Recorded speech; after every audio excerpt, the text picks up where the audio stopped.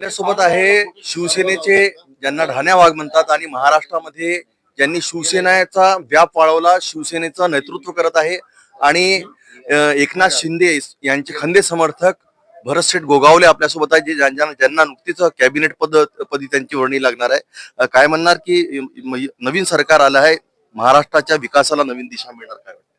100% अगोदर पण आणि आता पण. कारण हे काम करणारं गतिमान सरकार म्हणून जे की आता आम्ही आहोत.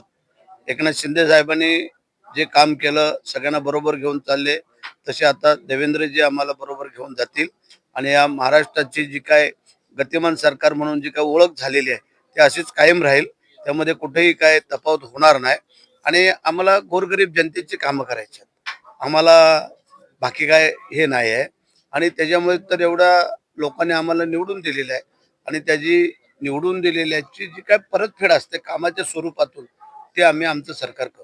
एकूणच ज्या प्रकारे विरोधी पक्षांनी पहिल्या दिवसापासून वॉकआउट केलं, ईव्हीएम वर दोषारोप लावले, यावर काय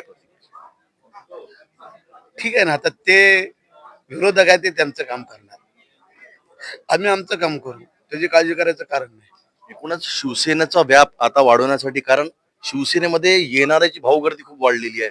भाजपची जे बंडखोर आहे ते शिवसेनेमध्ये येत आहे, शिवसेनेचे जे जे बंडखोर जे आहे उभाटाचे ते शिवसेनेमध्ये. शिवसेना भविष्यामध्ये या महाराष्ट्रात सर्वात मोठा पक्ष होणार असं वाटतं. प्रयत्न चालू आहेत.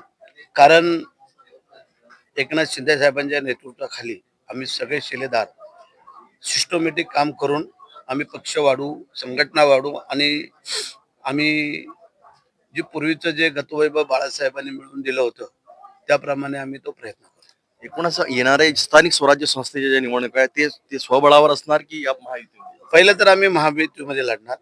काही ठिकाणी काही अपवाद असतात ते आम्ही पाहू, परंतु महायुतीतनं लढावं असं आमचं सगळ्यांचं म्हणणं आहे. शेवटचा प्रश्न, काल आपल्या मतदारसंघामध्ये एक दुर्घटना झाली आणि ते अपघात झाल्यानंतर त्यामध्ये जे मृत्युमुखी पडले त्यासाठी तुम्ही सभागृहामध्ये तो प्रश्न उचलला आणि त्यांना मदत दिली. हा ते आमचं कर्तव्यच बनतं पूर्वीपासून, एकनाथ शिंदे साहेब असल्यापासून. आणि म्हणून जिथे कुठे असं अपघात घडेल, काय घडेल, तिथं मदत मिळणं गरजेचं आहे आणि माझ्या मतदारसंघामध्ये घडलेला प्रकार असल्यामुळे माझं कर्तव्य बनतं ते मी केलं.